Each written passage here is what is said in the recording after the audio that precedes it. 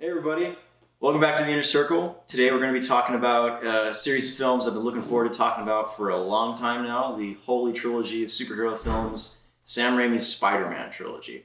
Today we have with us our guests Eric, who you've seen on our Buckaroo Bonsai review, and then special guest, local wrestler, Michael Walker. Yes sir, the flying fro, the Mach Fro man, the greatest high flyer you've never heard of, Michael Walker. And then of course we also have our Clayton. You're the best at intros, man. Well, yeah, I mean, this is just a little. So I guess we should start with Spider-Man 1. Yes. Yeah. Okay. So my whole thing here though is I had kind of an epiphany watching these movies. Spider-Man 1's a good solid superhero movie. Has some charm to it. Spider-Man 2 is like a genuinely great film. And then that third one, it all dropped off a cliff worse than I remembered.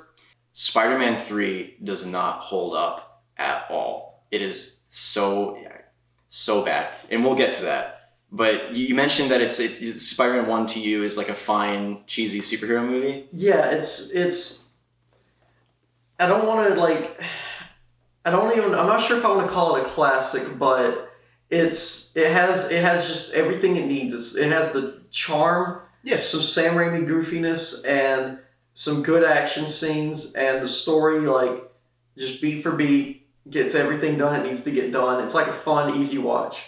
Yes. No, I would argue that it is actually a classic, and when especially now that the superhero movies are so like out there, so much superhero stuff is, people will argue we're oversaturated with superhero stuff, but yeah, honestly, to me, Blade and Spider-Man 1 are, and you can argue 2 as well, are like the pinnacle classics of superhero films. I will say one thing that we talked about last night was how important it was for Peter Parker to actually be a nerd in that movie. Yeah. And he had like no swag when the movie started. Yeah, it was just a loser. He didn't have a swag when the movie ended. No, I mean, you know what I'm saying, but like, it progressively, the confidence came with his powers, and I think that was a big a selling point for that movie. Yeah, no, I mean, the best thing for me as a fan in that first movie is like, whenever you see Tobey Maguire as Peter, he is an absolute nerd loser. Yes. He plays it very cheeky. But also wholesome, because his interaction. His interaction with Aunt May, like he's a loser, but not in the traditional sense of like he sucks at everything, but more so life just isn't going his way. He has no luck whatsoever. Yeah. The Parker luck, as they say. Yeah. But whenever he's in the Spider-Man suit, I mean, he's doing all these high-flying tricks, and he quips, and he learns to. He's a completely different person when he's in the suit, and that's how it should be. Yes. And plus, that suit looks awesome. Yes. And the art design, the montage for it. Like, see, and that's another thing I really appreciate about the movie is the comic book montages. Just the comic bookiness of it. Of, like, the quips, the overdramatic acting of William Dafoe at times. Tobey Maguire's amazing facial expressions. Yes. The one-liners are so important in this movie. So there's so much that this movie has going for it that it, to me, is honestly damn near one of the penultimate epitomes of comic book movies and, just comic bookiness in general. Something I wanted to touch on, though, while we're on the first movie, Clayton, you've always told me that your favorite part of Spider-Man isn't actually the Spider-Man stuff, but it's the soap opera. Yeah. And this movie is very much playing towards that. Yeah, no, the best parts of this movie are the scenes where, like, between Peter and Harry as they're, like, awkwardly not talking to each other because Harry's, like, fucking Mary Jane and Peter desperately wants to. Yeah.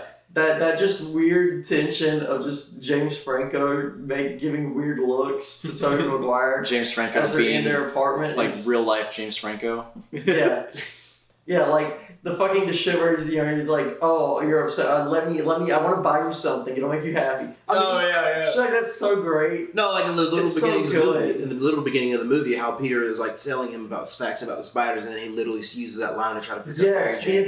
the entire lab sequence. Like it's literally you see this friendship falling apart because James Franco, Harry Osborn, just is a pussy hound. Harry's selfish. No, Harry's selfish. That too. That's what it is. And then you have the aspect of, in my opinion, the perfect, great aspect of the son he never had in Peter. Oh, While Peter doesn't really acknowledge that from Norman, or see it that much, Norman is just like, man, my son's such a scrub. Just like right there, he's like, yeah, Peter, wow, you're so fucking great. I wish my son could be good. The whole movie is like, because Sam Raimi has talked about this at length. He grew up with the '60s comics, Yes. so like this whole movie is one big like honor Yeah. to the original series, and like it's so like pure Yes. and faithful to the comics. Anyone that says otherwise, I really don't understand. They probably just don't read comics. Probably. I mean, I would say like in a character interaction wise and thematically it is, but in the setups of the story and kind of things like power sets and all of that, it is drastically changed. Yes, That's- because I mean yeah, the that's organic fair. webbing, that's a Raimi thing. Yeah. He didn't in the comic books. He didn't have Yeah. organic webbing. He had the web shooters. Yes, Yeah. he didn't have like with spinnerets. That's kind of a 2099 thing. Yeah, the movie still works regardless. Like, Yes, yeah. and it just adds more to it. It's gotta be like super weird for him though. Especially, actually, no, it's weirder. Probably weirder for Mary Jane. Yeah, It's like, is this stuff coming out of you? and you're like, $5 that in No Way Home somebody says that line to Tobey Maguire. Huh. That is if Tobey Maguire is in the movie. $5 if someone's gonna say that to him word for word what you just said. Is that stuff coming out of you? Dude, I'm not gonna take a bet with you. no, but I'm also curious about the chemical makeup of like the fluids. Like, what is this actually? But no, going back to it, I will say that Mary Jane, she was kind of very bland this movie as a supporting character. We talked on like most supporting characters. She is like a vehicle for Spider-Man and Harry to have beef. Yeah, exactly. Yeah. Yeah, the single worst female lead in any Spider-Man movie, I think. And don't take that the wrong way. I'm just saying that there's no emotion in any of her acting.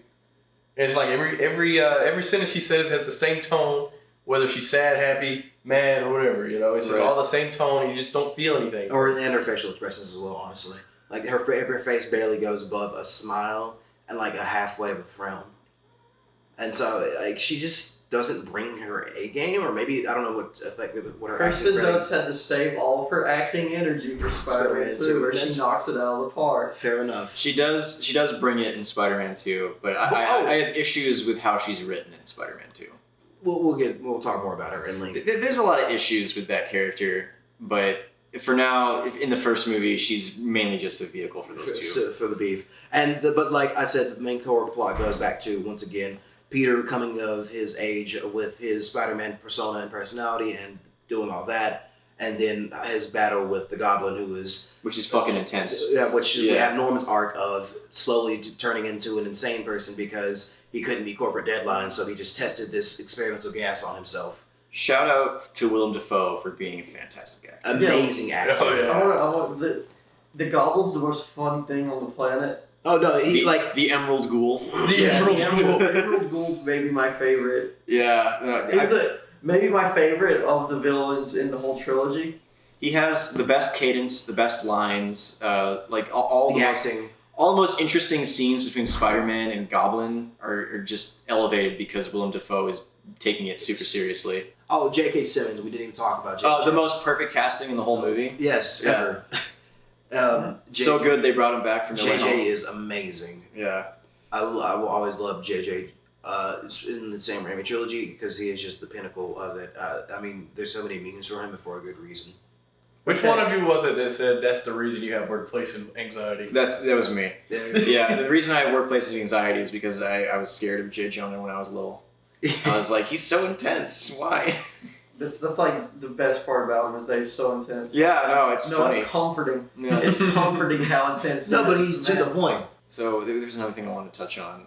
The camera work in this movie. Yes. Like all of the POV shots where they like fly the camera on wires through the city streets. Yes. Amazing. I mean, no, Peter's acrobatics through the city, the camera following him when his spider sense activates, just like the effects of the spider sense and like just the distortions. And I mean, you could argue the CGI maybe hasn't aged as well. There are but- some scenes where he's swinging around, he looks really rubbery. Yeah, but Yeah. it's still, for me, it's okay, and it's still, for me, in my opinion, good for its time. and it doesn't bother me as much. It gets much better in Spider-Man 2 for sure. So let's move on and talk about Spider-Man 2. Yeah, we've been talking about it off and on, so we should probably move to it. Because I need people to understand that everything to do with MJ and Peter's like romance debacle is not her being a bitch like people constantly say. It's mostly Peter being a bitch. It's mostly more on so Peter. in Spider-Man 3, but I'll more let you so have your say. Spider-Man 3, Yeah. It's mostly on Peter. She gives him ample opportunity to just be like, "Hey, just admit you like me. It's very obvious you like me. We can make it work and try something." And he just does the blubber face Tobey Maguire and goes, "No, I can't. I must go." And then, Yeah, but she's also the next scene he'll go, and then the next scene, "Oh, I want Mary Jane." Like, well then.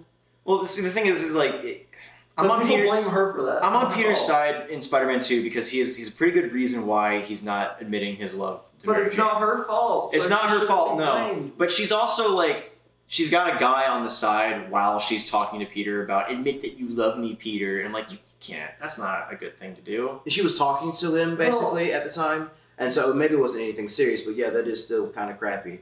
And so, but my thing is, I'll give MJ that. She doesn't know that he's trying. She doesn't know that Peter is being arguably an asshole for a good reason, because we saw what happened in the first movie, going back to it, of, oh my God, Mary Jane got kidnapped because somebody found out who I was, so he's trying to protect her, and I get that. It's very similar to Bach you have in Invincible. The relationship dynamic definitely picks up in Spider-Man 2, and we definitely focus on more so of that. We don't have Harry in the picture that much, at least in that regard, the relationship.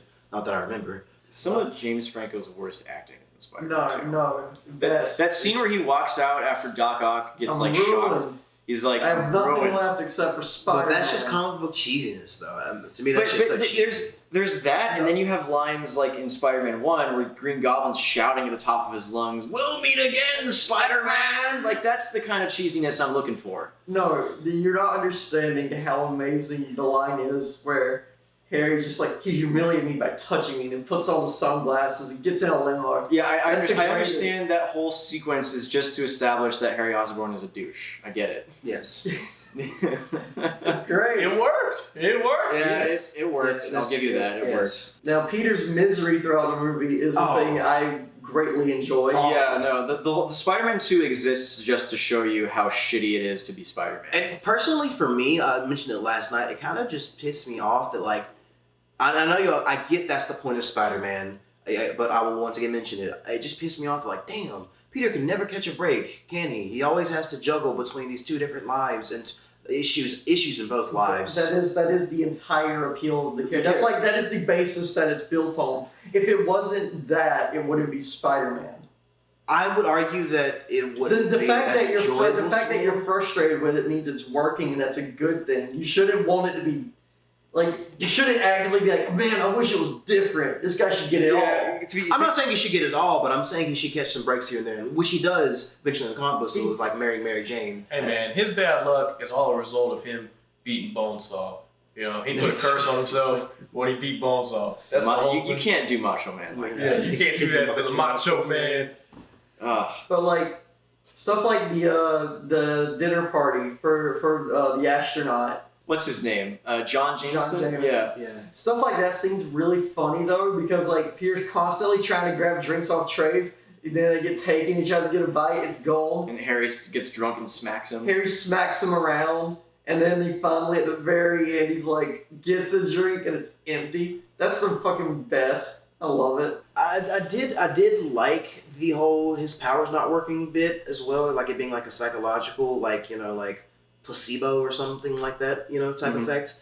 But on the other hand, I also felt like, man, I don't know, I kind of also didn't like it. Can we talk about something that's like really important to Spider-Man, and that is Uncle Ben? Yeah. Oh no, I'm still glad that he still showed up in the movie. The Uncle Ben flashback's a great scene. Yes. Yeah, He still it's- came. Or I mean, dream sequence. Yeah. Every moment with Cliff Roberts as Uncle Ben is just beautiful and hits me in my emotions every time. I really enjoy Doc Ock in this movie. But the one issue which goes throughout like all three Raimi movies is the whole kind of voice in your head, split personality thing. Every single villain has that. Except for Sandman. Except for Sandman. Yeah, but like, it's kind of weird that they reuse the same trope twice in a row.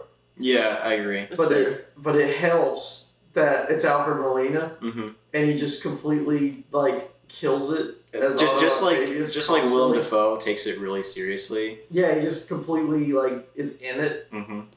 Also, the effects work and the general design of the arms. Dude, that was fantastic. And that was something I really remembered as a kid that I loved. But the puppetry of the arms Fantastic. is something I really appreciate. And it's like it's seamless because the puppets really are like really detailed and they work, they function. Yeah. And then you see the CGI for like the wides and the long shots, and it's seamless. Like they look identical. I have no problems with it whatsoever. And like just major respect to an actor who can act with 4 puppeteers holding arms that And, are like, also green attached screen to his All back. onto his face too in that one scene. Yeah. Yeah, like Yeah. Yeah, they do kind of deepen Doc Ock's lore a bit in this movie because in the comics he's just like a mad scientist, but here he has like a wife, he has a motivation, he wants to provide clean energy to the world, and sort of gets caught up in his own hubris. Yes. Because I said last night that the story of Doc Ock in this movie is essentially Icarus, but Yes. Icarus became a supervillain afterward. Yes. well, I mean, but that's like kind of on the same train of thought as the split personality thing.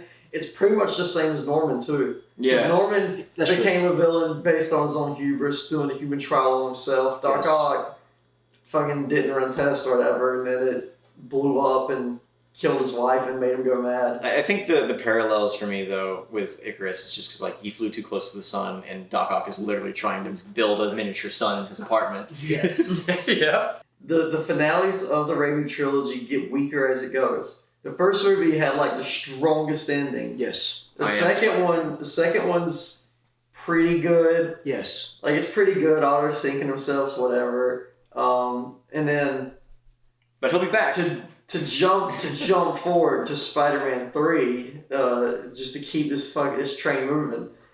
Weakest finale of all time. I've never like went into a movie like thinking, oh, it's been a while since I've watched it. It can't be that bad. And then by the time like the third act starts, I'm so burnt out. I just literally want to turn it off. I'm like, I'm kind of done. The movie goes on for far too long. There is clear to me that Sam Raimi desperately wanted to have Sandman be the main focus of the film. Which was honestly the best part of the film. And then some guy, namely Avi Arad, came up and was like, hey Sam, the fans love Venom. We gotta shoehorn Venom into this movie. And that's honestly the worst thing about Spider-Man 3 to me is Venom. I mean, He feels like he's not even on the same planet Right, as everyone else. It's like they had a half-baked idea of making Eddie Brock a parallel to Peter, and clearly didn't have enough time to flesh it out before they just had to like shoehorn him into the story, so they rewrote the script a few times. And then it's just, now we have Topher Grace just cheesing it up Right? constantly. yes. And then the forced inclusion of Gwen Stacy as well. Yes. There's just so many elements where it's like, it feels like they're like, Just trying to throw everything together real quick. yeah, like they're like, well, it's the third movie. We have to throw all this stuff in we haven't done yet. Gwen Stacy being in this movie is absolutely pointless. Yeah, completely. And like, especially when you consider like where Peter and MJ are in their arcs, like there's no room for Gwen Stacy at all. Yes. The whole of Spider-Man 3 is like a big pinata where they stuff everything into this pinata, all the good stuff that they think will fit into this pinata. And the climax of the movie, the pinata explodes, right? It gets hit and explodes, and all the candy falls to the ground. And what happens at like a birthday party when the pinata falls on the ground, all the candy scattered? The kids run over and there's Reese's Cups, Snickers. They take all the good candy, and all the dum-dum suckers and peppermints are left on the ground, right? Right. Yeah. Which in their own right, dum-dum suckers and peppermints are all right, but when compared to Reese's and Snickers, you don't want them. Yes. You know? So it's kind of like they stuffed everything into this, and then there's the great aspects, and then there's the good aspects, and then all the great aspects get taken, and the good aspects are made more dull Yes. by that. You know, because they stuffed too much into one movie. And there's nothing really left but the bad. Yeah, and then there's nothing really left. And, you know, like Sandman, awesome. completely overshadows the other villains. I don't even want to say Venom's the main villain because he's not. He's not. But Sandman gets overshadowed in favor of Venom, who is so much less interesting. Yes. Yeah, it's weird because the black suit is used as a plot device to add more drama to the Peter MJ thing, and which is not needed because Harry being evil is all you needed for that. Right. And then in the third act is when he finally we get Eddie Brock gets the symbiote literally at the beginning of the third act. So Venom's only there at the end to be like a plot device just for an action scene and to kill Harry. Right. Just to wrap up that story. Also, it's very weird. Harry going full circle in this movie with the amnesia arc, and that was totally pointless. Yes. Yeah. And like. Yeah, he should have just been evil. Like, he should just. and I really see that Sam Raimi was trying to tell a story that was talking about forgiveness and all these really hard themes. And the culmination of that is the Harry story. And we have that really dumb scene that doesn't make any sense where his butler, Bernard, like, it's pronounced Bernard, but for some reason it's Bernard. Everyone calls him Bernard. It's Bernard. Yes, but like, anyway, he comes in, he's like, by the way, Harry, the night your father died, there's evidence that he killed himself. I don't know why I didn't tell you this before, but I'm telling you now. And the movie goes out on like the most underwhelming ending. It's just like all this fucked up shit happens, and the very end of the movie is Peter going to MJ's nightclub, and they kind of make up, but not really. Yeah, you can't tell. Like, it's like, because so much bad shit happens between them over the course of the film. It's like, I genuinely don't know if I could believe they would be able to get back together after all of that. Yeah. So it's like the trilogy ends with the love story kind of broken, and they're kind of like comforting each other as friends with a lot of baggage, more so than together. Exactly. And you can't even assume that maybe Peter could be a super dick and go back to Gwen, since he completely spooks her off by using her to get at MJ. Gwen is also just a vehicle for Eddie to be more jealous of Peter. Yes. Yeah, it's just another one of those things for them two to fight over. Yeah. Like, it's so, I don't know. See a chunk. I feel like this movie, I don't know if there was plans for another Spider-Man movie after this. There were, but you could just watch this movie and tell that there was a lot of interference.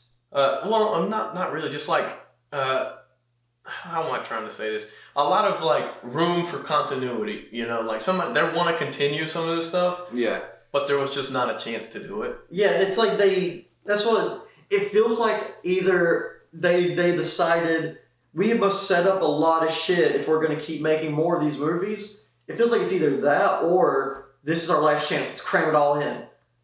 And either way, that, like, if it goes either direction, it's like, that's not a good I feel like thing. there was way too much build-up in Spider-Man 3 and no payoffs. Yeah, absolutely. Great, yes. Yeah, it's... Except for, again, like the Sandman. That there was a good. payoff in that, but... Easy win for Sandman. This movie would have been A-okay if it was just Sandman and Evil Harry and the Peter MJ relationship troubles. That would have saved like an extra 30 minutes of screen time. Would have been solid. Anyway, we should probably wrap up with our final thoughts. Like, what's our favorite things about it? What we rate the movies? Altogether, like, I give them like, well, it's hard to rate them all together. I give Spider-Man 1 like, I don't know, it's either like a 9.5 or like a 10. What? To be fair, to defend him a little bit, I probably watched Spider-Man 1 more than Spider-Man 2, even though I think Spider-Man 2 is a better movie. Yes. And then for Spider-Man 2, I also give probably like either a 9.5 or a 10. But Spider-Man 3 is like a 7 or 8. It was enjoyable. Those are, okay. I feel like your marks are higher than... Based off enjoyment, not actual quality. Okay. That's fair. That makes sense. I give Spider-Man 1 about an 8, just because I love like the whole nerdiness of Peter Parker, and I love the Bonesaw, that scene. I love the whole wrestling thing. Great origin story. Right. Like, I just love the whole movie, man. The way it plays out. It's not the best movie in the world, but I give it a solid 8. Spider-Man 2, the best Spider-Man movie ever made, in my opinion. I give it a 9.5 or a 10. But Spider-Man 3, I'm gonna give a solid 5. It would be lower, but for nostalgic purposes, Right. And me and my dad watched it in the theater when I was a little kid. You know? Same. Yeah. So for the nostalgic, Sandman scene was great. Yeah. nostalgic purposes, I give it a solid 5 or a 6, maybe. Okay, that's closer to mine because like the first Spider-Man movie, after like seeing it again, its numbers go down a little bit, but not for any bad reason. Just kind of like in a general movie sense. I'd give it it's a strong 7. It's like it's fun, enjoyable, good time. There's nothing really wrong with it, but there's nothing too exceptional about it, apart from Willem Dafoe hamming it up. So it's like that's a strong 7. Spider-Man 2 is like, as a film, it just knocks it out of the park in every direction, and it builds on stuff that the first one does, like whole split personality villain dynamics. Does it like even better. Spider-Man 2 is like a 9. That's definitely a strong 9, and I'm with him that Spider-Man 3 is like a 5. It's straight down the middle. Like there's some good stuff and a lot of bad stuff, so 5, right in the middle of the range.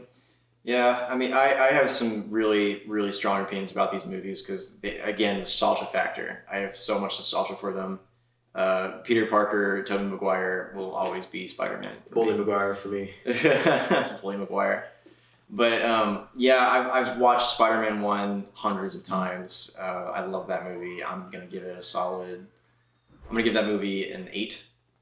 Because I do have to critique it a little bit. No, that's fair. Yeah. I'm just doing it out of enjoyment. My bad. And then Spider-Man 2 is an easy 10 for me. The best Spider-Man movie ever. It's a really good movie in general. And Spider-Man 3, while I loved it as a kid, because it's like, yeah, Venom and Spider-Man, finally. When you watch it as an adult and like you know these things now, and you're just like, it loses all its luster. For me, Spider-Man 3 is an easy like 3. Hey, that's on point. 3 and 3. 3 and 3. It's a grind getting through that movie. The only I'll say that for me, the best thing out of this whole trilogy was Olga the Tall Russian Girl. Oh yeah, yeah. But and Mr. Give Me Rent. It's yeah. Where's my money? You'll get your money when you fix this damn door. But yeah, those are my final thoughts. Well, anyway, that was the holy trilogy of Sam Raimi's Spider-Mans. We will be back next time, probably talking about Amazing Spider-Man and the Homecoming movies. Yeah. So catch us later in the web. That might be after No Way Home. Yeah, that's true. Honestly. But anyway, we're going to be having a ton of Spider-Man content coming out soon. Yes. And look out for our Matrix review. Matrix 4 is coming out, so we got to talk about the Matrix. And maybe we'll do a little wrestling stuff here in a little bit. Eventually. Eventually, for sure. Got to plug the Fro in. And eventually, Invincible season 1 and 2 review. No, I don't. No television. I'll fight you on this one.